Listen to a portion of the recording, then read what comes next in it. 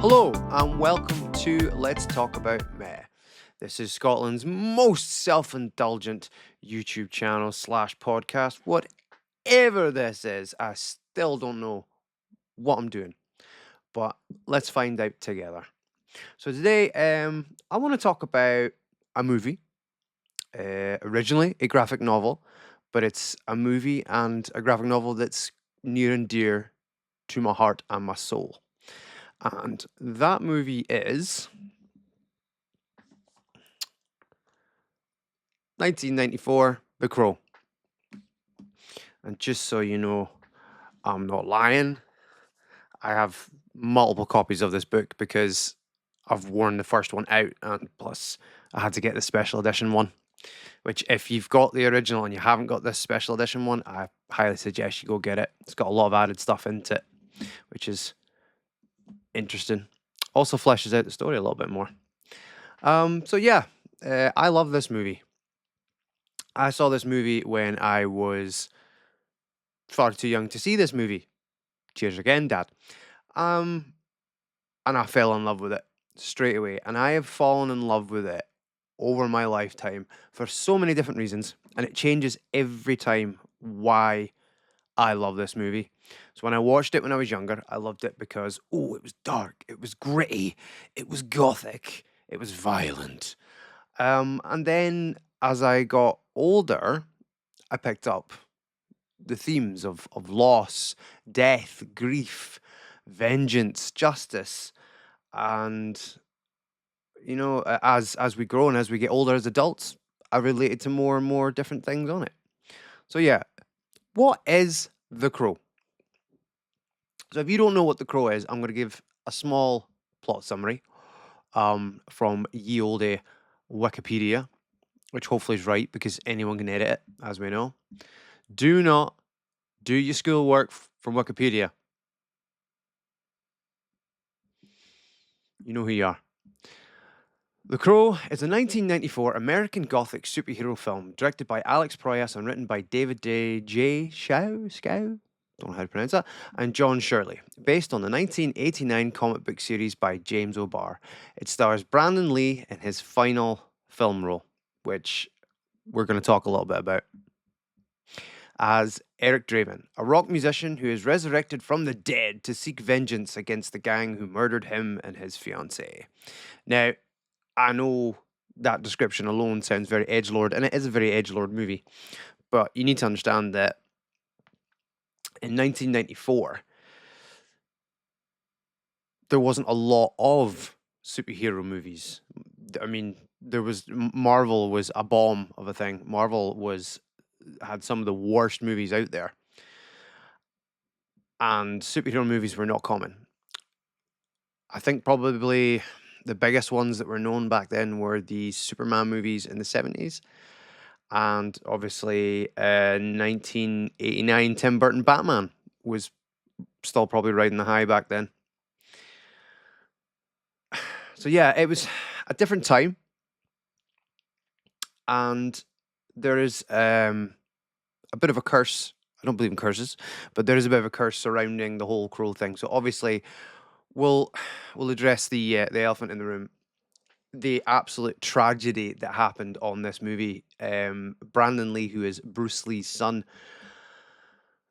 died making this movie, which, in a way, I think boosted the legend of it, and it was common knowledge at the time, so it probably helped push the movie's sales, which is a horrible thing to say.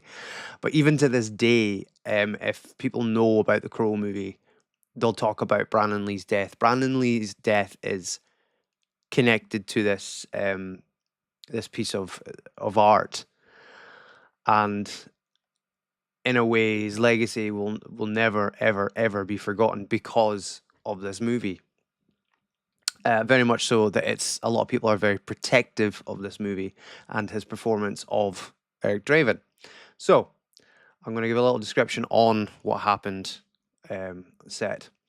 So on March 31st, 1993, at EUE Screen Gem Studios in Wilmington, North Carolina, Lee was filming a scene where his character Eric is shot after witnessing the beating and attack of his fiancée. Actor Michael Massey's character, Fun Boy, fires a .44 Magnum Smith & Wesson Model 629 revolver at Lee as he walks into the room. A scene filmed 2 weeks before Lee's had called for the same gun to be shown in close-up. Revolvers often use dummy cartridges fitted with bullets, but no powder or primer during close-ups, as they look more realistic than blank rounds which have no bullet. Instead of purchasing commercial dummy cartridges, the film's prop crew, hampered by time and money constraints, created their own by pulling the bullets from live rounds, dumping the powder charge but not the primer, then reinserting the bullets. Witnesses reported that 2 weeks before Lee's death, they saw an unsupervised actor pulling the trigger on the gun while it was loaded with the powderless but primed round. Having not removed the primer could detonate with enough energy to launch a bullet and lodge in the barrel. In the fatal scene, which called for the revolver to be actually fired at Lee from a distance of 12 to 15 feet, the dummy cartridges were exchanged for blank rounds, which feature a live powder charge and primer but no bullet, thus allowing the gun to be fired without the risk of an actual projectile. As the production company had sent the firearms specialist home early, responsibility for the guns was given to a prop assistant who was unaware of the rule for inspecting all firearms before and after any handling. Therefore, the barrel was not checked for obstructions when the time came to load it with the blank rounds. Since the bullet from the dummy round was already trapped in the barrel, a condition known as a squib load, this caused the .44 Magnum bullet to be fired out of the barrel with virtually the same force as if the gun had been loaded with a live round, and it struck Lee in the abdomen, mortally wounding him. Yeah, so that is a whole lot of negligence leading up to that, to something that was completely avoidable. Awful, awful tragedy. Yeah. So, with that in mind, let's talk about the positive in the movie. Why do I love this movie? Why? The colors. The color scheme in this movie, or technically you could say the lack of color in this movie, is phenomenal and an absolute genius choice. So the graphic novel is actually inked in black and white. The director wanted the movie to be black and white, and the studio, I think it was Paramount were doing it originally at the time, and they were like, "No, not happening, not happening. We're not doing black and white." So his way of getting around that was to make everything so dark and grungy. The city that's set in, the city of Detroit, is so dark and evil and just, ugh, it looks like a horrible, horrible place to live. And I think the entire movie is set at night. It's all basically during one night anyway. Um, yeah, I think it is. No, a couple of nights. Ugh, anyway, moving on. It's all dark, grungy, and horrible. So like when there's fire, the fire really, really pops because it's obviously brighter and orange. Everyone's wearing black. There is hardly any color in this movie, and it works so well because the lighting, the cinematography of it just works. Everything just works. And the flashback scenes are all done in overexposed reds and yellows, and blues and purples, and it's just an amazing contrast because the flashbacks are so horrible, and they're supposed to be filled with pain and anguish. That bright exposed color, when you see it, I think that resonates when you go from the darkness and the black to that color. There are some happy memories as well, and they use the same effect, and it burns into your mind more. I think you pay attention more with it. The contrasting trick as well, I think, is linked to the source material because the graphic novel is originally in black and white, as I mentioned, possibly.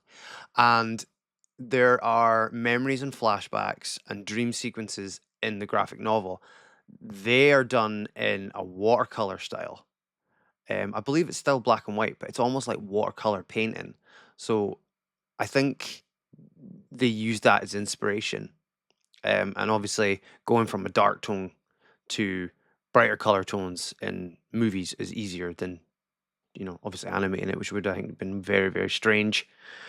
Um, The acting overall is pretty good. For a 1994, I don't like calling it a superhero movie. I know it's classed as a superhero movie, but I don't think it is a superhero movie. I think it's I think it's more closer to a fantasy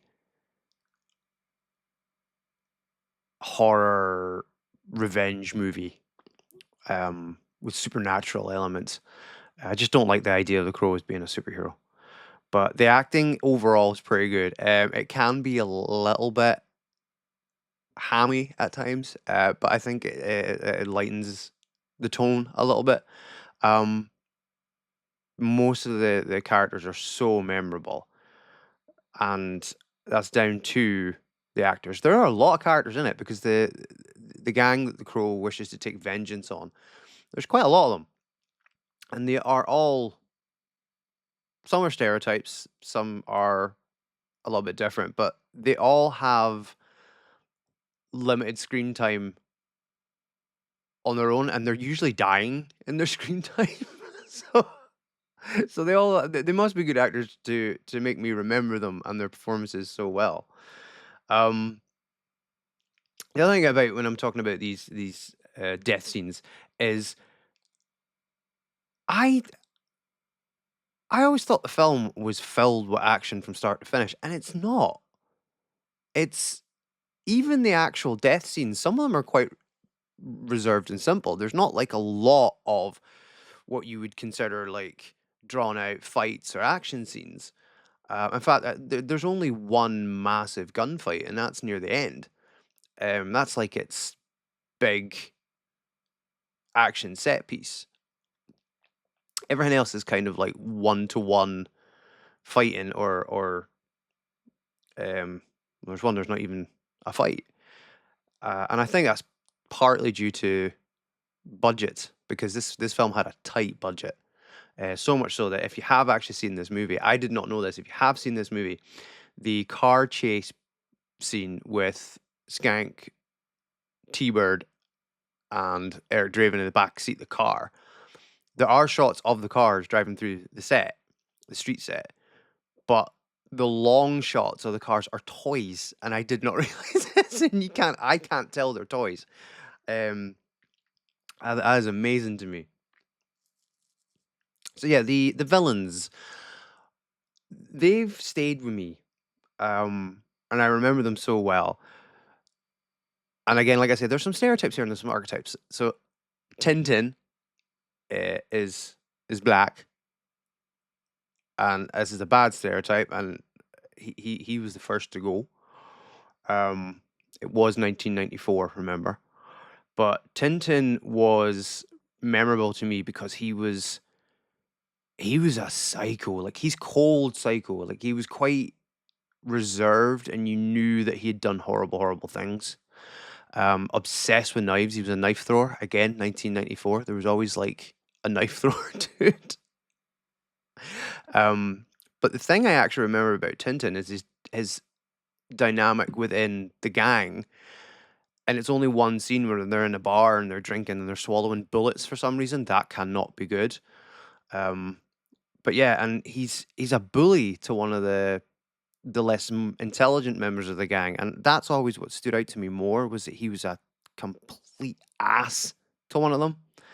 Um, there was Tintin, there's Fun Boy. Fun Boy is the only character in this movie that looks like the book version of him, except Eric. Eric Draven does look quite close to the book, um, but Fun Boy is like the actor looks like the drawing. The book version of Funboy is so much worse than the movie version. He is horrible. He is a horrible, horrible, deplorable character. He's a drug addict, which is in the movie as is in the book. Uh, but yeah, he's horrible. He's far worse in the book. It's what he does in it is heinous. And he has no remorse. And the irony in the book is, although he is one of the worst members of the gang, he is fully aware and accepting of how messed up he is and how he is basically damned, and he doesn't care. And for some strange reason, that makes him less worse than the others in the book because he's not pretending to be something he's not. Um, and he actually ends his own life forcibly in the book, as opposed to how he's taken out in this movie. But yeah, the actor playing Funboy was really, really good and has one of the funniest lines in this movie. And there are actually a lot of funny lines in it, to me, anyway. One of it is that Eric basically gets him to shoot himself, Funboy himself in the leg while he's on his bed. And before he passes out in pain, he just looks at him and goes, "Look what you've done to my sheets." Um, and I've always loved that line. And I think a lot of people like that line. Um, the other thing about Funboy was the actor who did a fantastic job again with the small screen time that he had.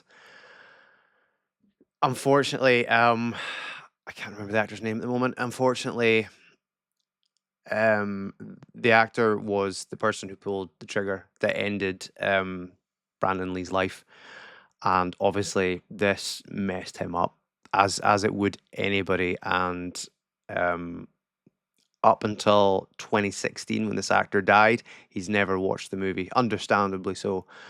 He actually took a break from acting for a long time. I cannot imagine. I just cannot imagine what his mindset would have gone through and how he would have felt with that to such an awful accident. I mean, when you're acting, and I think especially to an extent when you're acting with weapons and things. I mean, obviously there should be safety regulations as there should have been more, and the protocols were not followed. But you know, you always dream when you're young and you want to act. It's you're play fighting. You're you're living out a dream.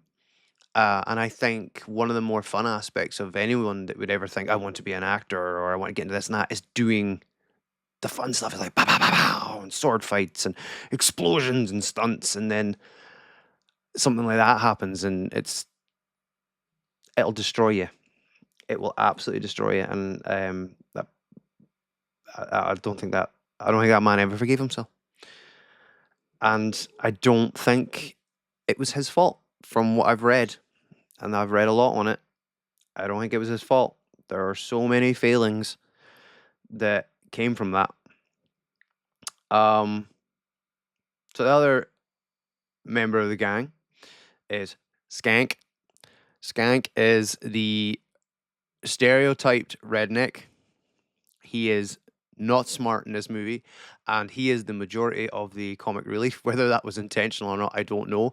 But that actor, I don't recall seeing him in anything else of note after this movie, and he is so funny.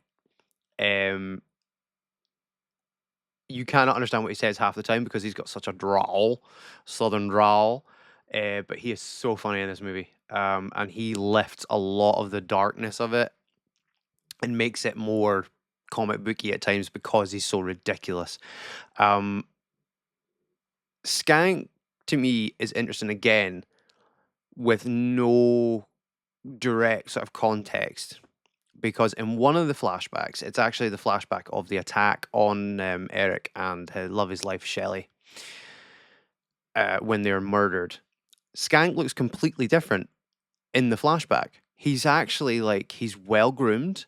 He has you know, for gothic rock and roll clothing in the 90s, he's got like a waistcoat, a sleeveless waistcoat with his muscles out and leather trousers. And at this point in time, the movie's set a year after their death. He's completely different. He's got a beanie on, he's disheveled, he's got teeth missing. He wears like army surplus jacket stuff, and he looks awful. And I kind of think that was intentional because it shows you in a year how their whole lifestyle of drugs and drink and being evil, how he's just degraded into this husk of a man. Um, so I could be overlooking into it, but I feel like that's a visual thing. It's quite a jarring visual thing. It must be something. Um, he also has one of my favorite lines in the film. There's a big main villain in it, and he's having a big rousing speech in front of his syndicate leaders, and thumps the table, and Skank's sitting there, and just basically goes, "What about you, boy?" And Skank replies, quick as anything, and in pure panic, "I feel like a little worm on a big fucking hook." It creases me every time.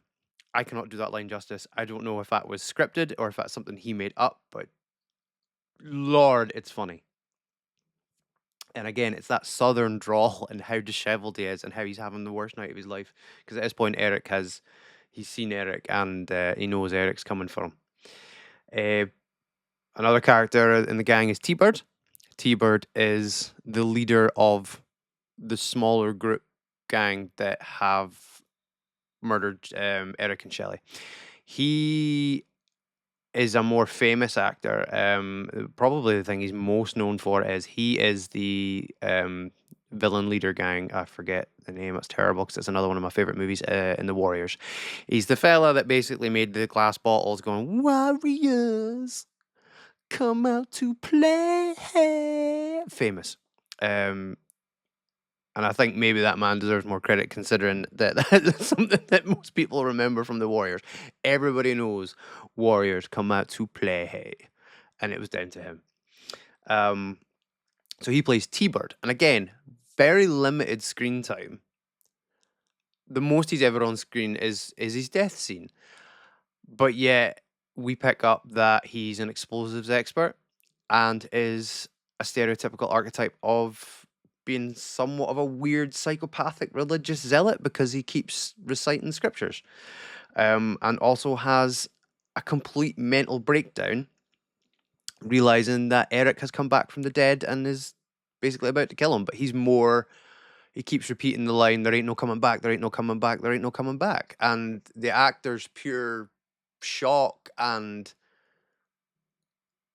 it's not like a psychotic breakdown. It's more like everything he's ever known is undone now, because of obviously his religious beliefs of there is life and there's the afterlife, and then that's it. That's what he believes. And yet here's Eric come back. So it's almost like everything he's ever known is just undone, which is worse than the fact that he's about to die. And then we've got the big baddie, Top Dollar, and his name is never ever said in the movie. Top Dollar is the name of the villain in the book as well. And by the way, the book is completely different from the movie. Completely. Other than the concept of Eric and Shelley are murdered, Eric comes back, gets vengeance on the gang. It's totally different in the book. And I cannot stress enough how, if you like the movie, go get the book and read the graphic novel. The graphic novel is an experience. I'm not saying it's a good, happy experience, because I've read the graphic novel a lot, but I leave years between reads because it's a draining read, which I'll explain about that later. So yeah, Top Dollar. He is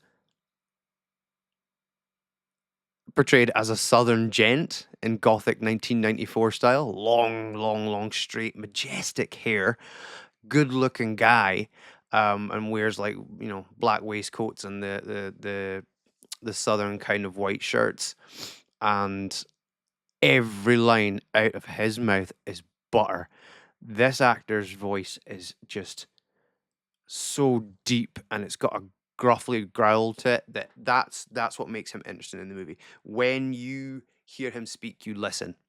And he's not even an overly interesting villain. He's very, very one note. It's just, I own city, I bad guy, I do drugs, I kill people. Ha ha. But the way the actor plays it, you remember him. You remember every scene he's in. And he can be quite sassy too. And the line in particular is that Eric stands in front of him, and it's Skank, and he's like, "I just want him." And Top Dollar looks back at him and says, "You can't have him." And the only thing that is missing, like, he does the little, and he's even got like the little bit sass. The only thing is missing is him actually going, "Girl." But he's a brilliant villain in it. I think he's very, very good. The only villains, Tony Todd's in this movie, which is, if everyone knows, he's in the remake of Night of the Living Dead. He's Candyman, the original. Tony Todd is in this movie, and he is a henchman, and he does absolutely nothing in it. It is such a weird non-role, and I believe that Candyman was 1992, so he's done some stuff at this point, and yeah, he's a complete non-role in it. I actually wish he had a little bit more, but there are a lot of characters in it. Um, I forget the name of this character, but Top Dollar has a girlfriend who is slightly mystical, does drugs with him, takes people's eyeballs, and appears to do occult stuff with them. It is also hinted. I don't know if it's brilliant in a way, but there is a joke that hints that she could be his sister and they're having relations. Now, the villain Top Dollar could be literally joking about it. He could be being sarcastic because he makes the joke to somebody that knows nothing about him. But legitimately, I don't know how serious that was, and it's a bit disturbing. But she is not a great character either. She's a bit stereotypical. Apparently, it's an Asian actress, Chinese or Japanese. I don't know which. I don't want to be rude and assume, but apparently her role was far more racist. Um, and to the point where Brandon Lee, when he had a lot to say making the movie as well, he helped create a lot of his fight scenes and some of the creative direction of it. And apparently, her role was so bad that he got them to take it out completely. And it's still a little bit weird, but yeah, apparently it was very, very racially insensitive. Um, but yeah, the villain is just some of the drawl he gets is so good. Um, Another thing I love about this movie is the score.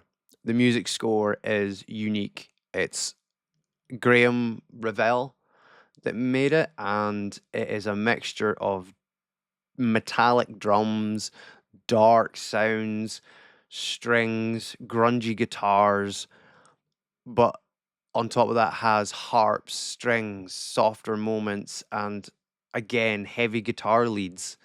Um, I think the guitar grunge sound is symbolic of the time, 1994. Grunge was going heavy with Nirvana, Pearl Jam, many others that I cannot name or remember right now. Um,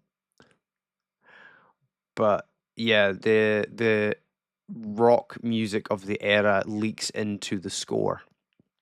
The music, the actual soundtrack of this movie, again, I think it was light years ahead of what was to come. I don't think it was very common that you had kind of rockier grunge songs playing over your action scenes back then. The original Highlander movie, Queen completely soundtracked the entirety of that. I believe that predates The Crow, yeah. Um, so that's like the only one where I can think where there was like heavy soundtrack and style of having that kind of songs. Again, iconic songs, Golgotha, Tenement Blues. For anybody that has seen the movie, they know when that plays. It's the introduction to Fun Boy and Darla getting high. My Life with the Thrill Kill Cult, the boardroom action scene with guns, the big shootout. It's probably the most well known one outside of The Cure, Burn. The Cure wrote a song specifically for this movie, and if you don't know it, you need your head checked. It is the most iconic scene of the movie where Eric's putting the face paint on. He's putting his war paint on and does the walk to the loft window, which actually wasn't Brandon Lee. It was a body double because of the movie wasn't finished.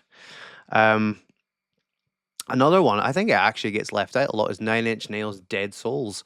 It plays when he's running across the rooftops on his way to start his journey of vengeance. It is also another one that just, I remember it iconically all the time. I know these songs back to back, and I know when I hear them, I can see the scene straight away. And I think that's a sign of good creative choices in this movie. Um, Imagery in the movie. again, for being an early stage comic book movie, they weren't common occurrence back then. They were frowned upon. Comics were still like, ugh, you dirty nerd, go read your comic in your attic and don't be seen. Same with video games. If in 1994, if you turned around to your mates and you said, yes, I play Mega Drive, yes, I play SNES, yes, I read comics, that's it, you had no life. Your social life was done. Forget about it. And now, totally different. Everyone's got rooms filled with comic books and nerdy stuff. And I don't know anyone that doesn't have a gaming console or a gaming PC. Change days. But yeah, the imagery in this movie is so iconic. We have, I think, one that everyone knows is the loft window. Eric lives in a very, very cool loft, which I'd do anything to get that as my house. I would love that loft as my house, just for that window alone. I mean, I know he's murdered and thrown out of it, so that's probably something that might be in the back of my mind. But I'm not a social person anyway, so nobody would be coming to visit me and throw me. But yeah, the circular window. It also reminds me of um Star Wars: Return of the Jedi, the Emperor's circular window. That's what it reminds me of a bit. But yeah, it's an image that's so iconic, and they use it a lot in the movie. A lot in the sense of when it is used, it's used right. At the start of the movie, you see him go out it, and it's in the overexposed color scheme. Then you see him gear up and go towards the smashed version of it, and it's dark with lightning flashes. And then the next time you see it, it's in daylight, in a softer moment in the film, with his silhouette, and you can't see him. And the reason you can't see him is because that's another scene that was a body double, but it works. The city of Detroit itself, so dark, so grungy. Buildings literally look black. Gideon's pawn shop is a scene that I'll remember. The imagery of the wee hot dog stand that the cop Eckhart, no, Albrecht Albrecht and Sarah eat at. Um, I think one of the most famous images that people will know, whether you know the crow or not, is the fire on the ground, the crow on fire. Um, it is so random. There's no need for him to do that, but he did it, and it looks cool. I think a lot of people had posters of that on their wall. The introduction to Funboy and Darla just before Funboy's death scene. He's got the guitar strapped on him, and he's creeping Funboy out, who's high as anything at that point. I'll always remember that. And the boardroom massacre shootout. I'm going to be honest, bit controversial. I don't think that scene holds up very well. It's a brilliant scene. I still enjoy watching it, but it does not hold up well from a special effects standpoint.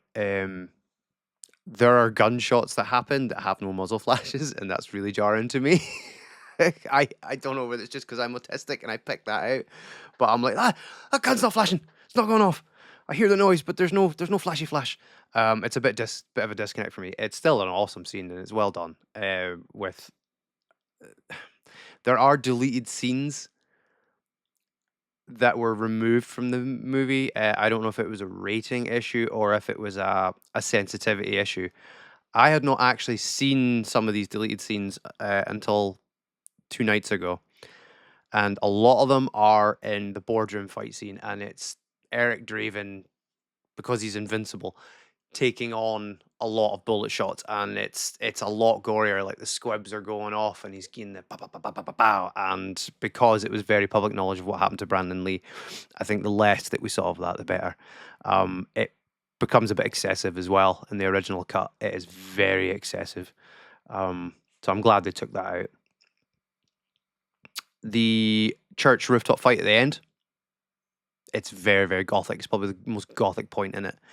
The villain death, the main villain death in this movie, I find quite unique. Unique to the powers that Eric has in it. So Eric, when he touches certain items related to Shelley or his past or people, he can feel. He feels the pain of the memories. He feels he, he can feel happy, he can feel sad, but a lot of the time it's just pain and grief, which is a running theme throughout the entire movie and the book. It is all centered around pain of loss, grief, and trauma. And spoiler, at the end of the movie, he kills the main villain by taking the 30 hours of pain and agony that Shelley went through in the hospital trying to survive, and he puts it all into Top Dollar in a second, in a heartbeat, and just I find that far more gruesome than anything physical. Like when you think about it, 30 hours of fighting for your life and pain and agony, surgery, trauma, just all at once. The ultimate comeuppance. And then of course he falls off a church and lands on a gargoyle, and the gargoyle has like an open mouth from the horns, and Top Dollar lands on top, and the blood from Top Dollar just comes flying out of this thing's mouth, and you only see it for a split second, but it's grim, very grim. And again, that does nothing like that happens in the in the book. The book is completely different on that front. But my favorite scene in this entire movie would probably surprise a lot of people. It's not an action scene. It's not a big build scene. It's a quiet scene. It is a small, intimate moment. And up until this point, I can't really get fully like I love the film, but when this scene comes on, I become fully locked in. I am into the world, I'm into the characters, and it's this scene that does it. Eric visits Albrecht in his apartment, and Albrecht is walking about in his underwear, which is with his police hat on, which is a bit of comic relief. But Eric sit and they talk candidly about Eric's death. And Brandon Lee's acting completely changes from, I'm a ghost from the grave and I'm going to kill everyone and I'm so angry and I'm so mad. I'm slightly psychotic too. And it focuses more on Eric's pain and trauma and the sadness of having to deal with what happened to him. And he's so softer, is the word I'd use. He's soft and goes on about how little things meant so much to Shelley and that nothing is trivial. And Albrecht says to him, I'm so sorry for what happened to you and your girlfriend. And the shot of Eric looking back, and he's like, got his long trench coat on and his long hair and his makeup and everything. And he does this, and he's just, he's hugging himself as he walks out, and he looks back and just says, yeah. And Albrecht also cracks a joke about, are you going to vanish into the wind again? And Eric just sadly looks back at him and goes, I thought I'd use your front door. And to me, again, I'm over reading into a scene, but to me, that was a moment of normalcy that Eric needed. I need to just walk out this guy's door. I just need to be me for a second. That scene just pulls me right in every time. It's my favorite scene in it.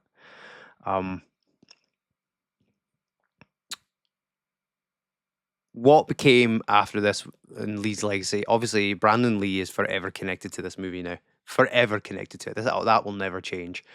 People are extremely protective of this movie because of Brandon Lee's death. There were laws put in place, more, and I didn't realize this. So, since Brandon Lee's tragic death on set, there were rules put in place that you cannot repeat that shot of a gun being aimed at anyone behind a camera. Throughout the decades, we've been tricked basically that they use perspective angles to make it look like the gun is pointing. You cannot point that gun at the camera, and unfortunately, as some people may know, in 2022, rules were broken, and it's happened again. It was on the set of a movie called Rust with, unfortunately for Alec Baldwin, was holding the gun, pointed it directly at the camera. Similar mistakes were made to the Brandon Lee incident. The gun technician was not doing their job well. It's almost like a domino effect of mistakes were made, protocols were not followed, and Alec Baldwin fired the gun directly at the camera with the director of photography standing behind it and the director. The director was injured, and the director of photography unfortunately lost her life. Um, I don't understand why there are any guns that can fire anything on set in this day and age with everything that we have with special effects, computer graphics. I know a lot of it's budget reasons as well, but there is no reason why there should be a functioning gun on sets anymore. Just it shouldn't be happening. These people should not have be losing lives to something like that on a movie set in this day and age. It's very, very sad. The movie itself was almost never made.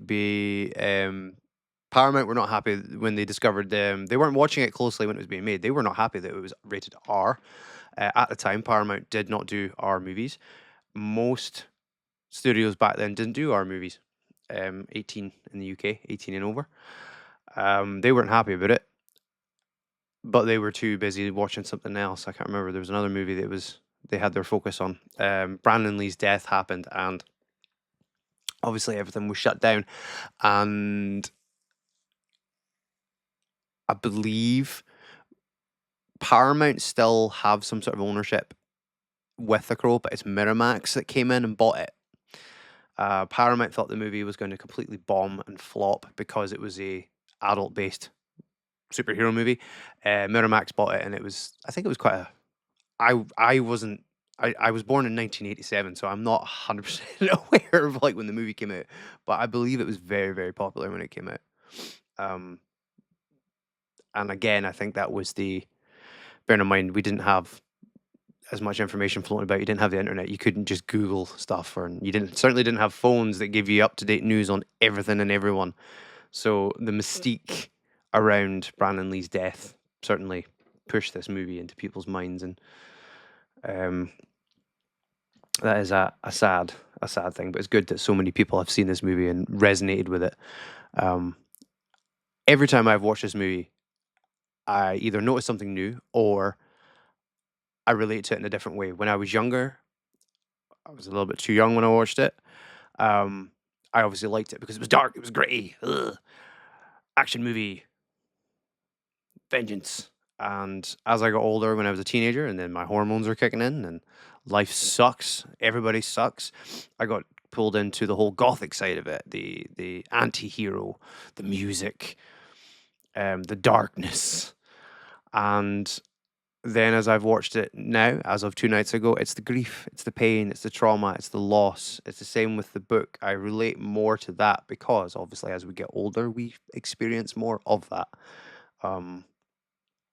The graphic novel, actually, before I get to the graphic novel, there's a subplot from this movie that I don't know if a lot of people realize was in it. So if you're a fan of the movie, bear with me and listen to my wee prattle, right? If you are a fan of the movie,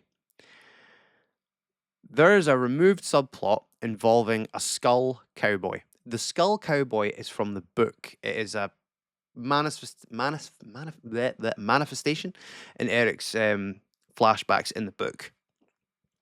In this movie, he was supposed to be a guide, so he was some sort of entity. Possibly he was a crow at some point. So he appears to tell Eric what the rules of vengeance are.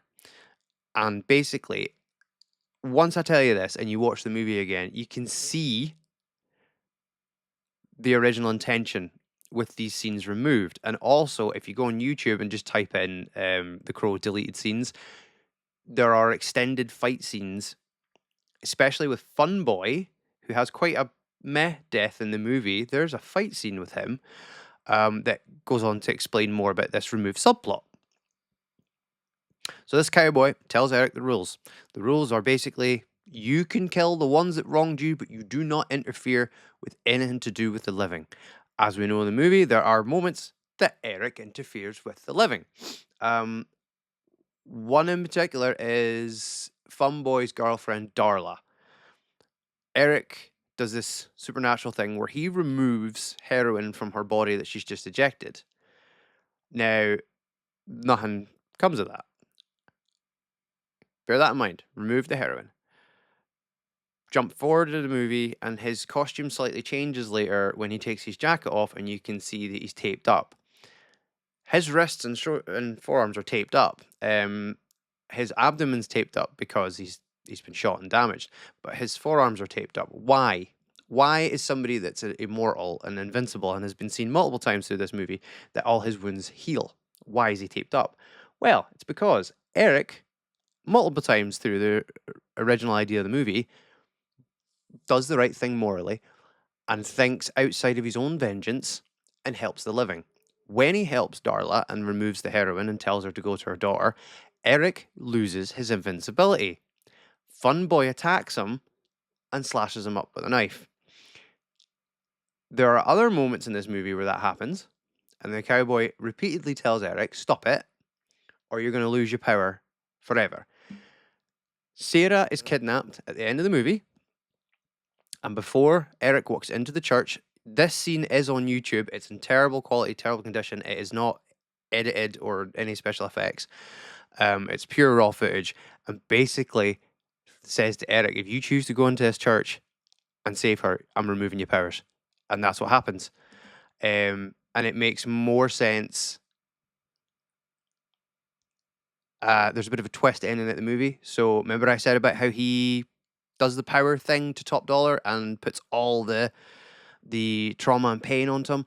Well, that's a continuity error as it stands in this movie, because the crow, the baddies kind of like come up with this idea that if they injure the bird crow that's with him, he will lose his powers. So they injure the bird, he loses his powers. He is mortal and gets pretty messed up. Then when he's on top of the roof, Top Dollar confesses to him that he's actually the big main baddie and that he told T-Bird and all the boys to kill him and Shelley. So in that moment, what was supposed to happen was Eric had lost his powers, which you can see, and then because Top Dollar reveals that he's the big baddie, Eric then has the power to use and put all the pain and trauma back into him. As it stands in the movie now, that doesn't make sense because the bird is injured. If he's lost his powers, he's lost his powers. How did he do it? Anyway, I think removing the cowboy subplot was a good idea because the cowboy looks jarringly bad. It's a bad skull makeup mask thing, and it's just a bit. Everything else is so grounded in reality that this skull thing floating about, it just looks very jarring. I think it's a good idea. I like the idea of it, but it just looks bad. I like how it adds more to Eric Draven as his character because he's not so consumed with his own vengeance. In the short time that he has and he's getting vengeance, he's still remembering the other people around him, which I think is indicative of what the book and the movie tries to convey about trauma and death and loss, is that when we are gone, we are gone. Our loved ones carry the trauma of our loss. The ones that miss us are the ones going through losing us and having to deal and process that. And I kind of feel that was more of a point at the time when they were trying to make this movie. The book is filled with grief and loss. James O'Barr, the author, the book is born from his girlfriend. He called his girlfriend up and he needed a ride. She got in her car and a drunk driver hit her on the way to pick him up and she died. Destroyed him, as it would anyone. Absolutely destroyed him. This graphic novel is filled with, it's a revenge fantasy. It's James O'Barr's revenge fantasy on the drunk driver. But it's also a celebration of the love he had for this woman. There are poems. There are lyrics from songs interspersed into this book, which I don't know if he was listening to this music to get him through it or if it was something he shared with her. But this is why I mentioned this book is a heavy read, because the pain of loss, the grief of loss, and everything this man was going through is seeping onto the pages. It's what happens to these characters in the book is awful, but ultimately, when you know the history of the book, you are reading this man's grief and pain, and it resonates painfully and beautifully through it, because there is happiness in the book, but it all stems from pain. And what makes it even worse for poor James O'Barr was he went through this. He created this work of art from his pain and grief, and then they were going to make a movie about it, and he became very, very close with Brandon Lee and considered him a friend. And then Brandon Lee also sadly passed, and yeah, that's having your psyche and emotions shattered like that twice. Insane. So, what is the follow on legacy of this movie? Well, there are sequels to it, and they're bad. They are awful. Number 2 is not a good movie. The Crow City of Angels. It is not a good movie, and I think it went too far into the comic booky side. I don't think necessarily the performances are awful. It's just the movie is missing a lot. I don't know again if people know this or not. I'm a movie trivia nerd, so I tend to find things out a lot.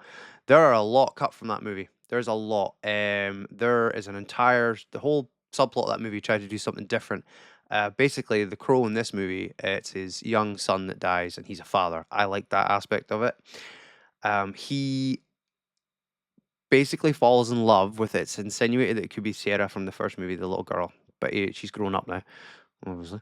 And he falls in love with her, and he doesn't want to avenge his son's death, and he does not want to go back to the land of the dead. And then it's just immediately glossed over, and all these scenes and the entire format of the movie is cut, and it's just a rehash of the first one, done very strangely. The third movie, Salvation, I love that movie. It's B-movie tier. It's a bit janky, but I love it.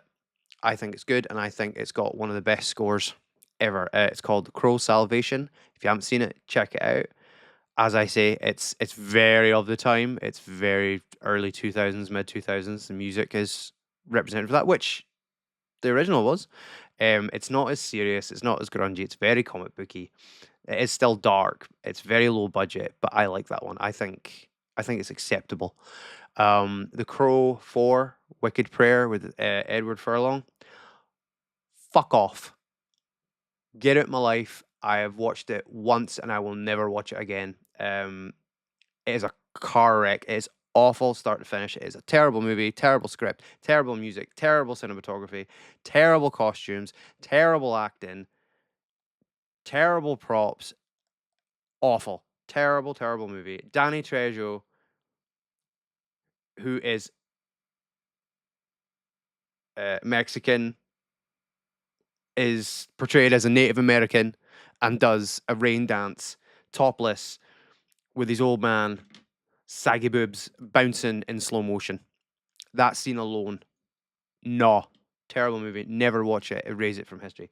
And what's coming? Well, it's been in the cinemas at the time I've actually recorded this, and I would have loved to have gone to the cinema to watch it, but I have issues with going to the cinema because I'm autistic. Sometimes I just don't like being around people, and if I hear noise when I'm trying to watch a film, it just annoys me. So I am better watching it in the comfort of my home with my snacks that did not empty my bank account and peace and quiet with a blankie, a nice blankie.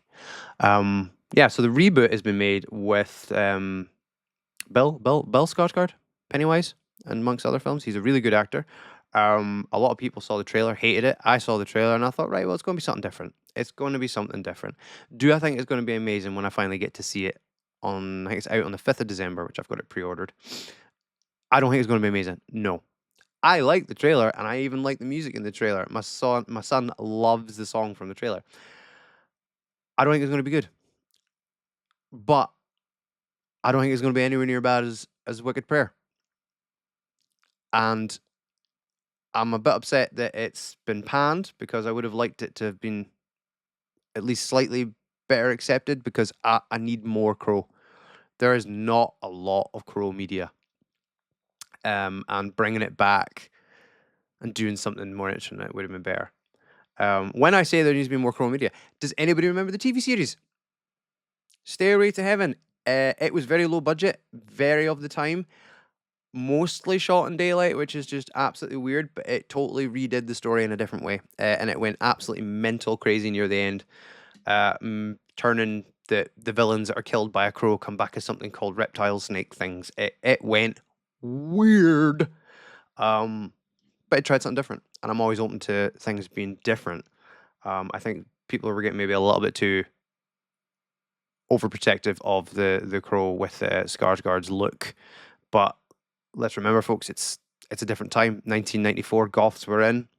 That's why the makeup's the way it is. Eric Draven was supposed to be a rock star in a band. Back then, it was grunge bands. You just didn't have a overly interesting look other than long hair and a bit of a shaggy, scraggy look to you. Eric in this has a god-awful mullet and is covered in tattoos, and those are the rock stars of the day. That's just times change. So I have prattled on for a very, very long time, and this has been a massive rant about the Crow movie. So if you want to get in touch with me, ask me any questions, which I will answer on here when I can. Email me at official.letstalkaboutmeh@gmail.com. You can look me up on YouTube, which is this video's on YouTube, so you're already here if you're watching it. It's Let's Talk About Meh on YouTube. Also on Instagram at www.instagram/Let's Talk About Meh1. You can message me on there, and I put some photos and stuff out there. So if you want to follow me, give me a follow. Subscribe, like, click the bell. My soul dies every time I say it. Thanks for watching this absolutely long rant. It's been fun talking about something that I enjoy, and hopefully I can get the format a bit better in the future. Thanks again for watching, and see you later.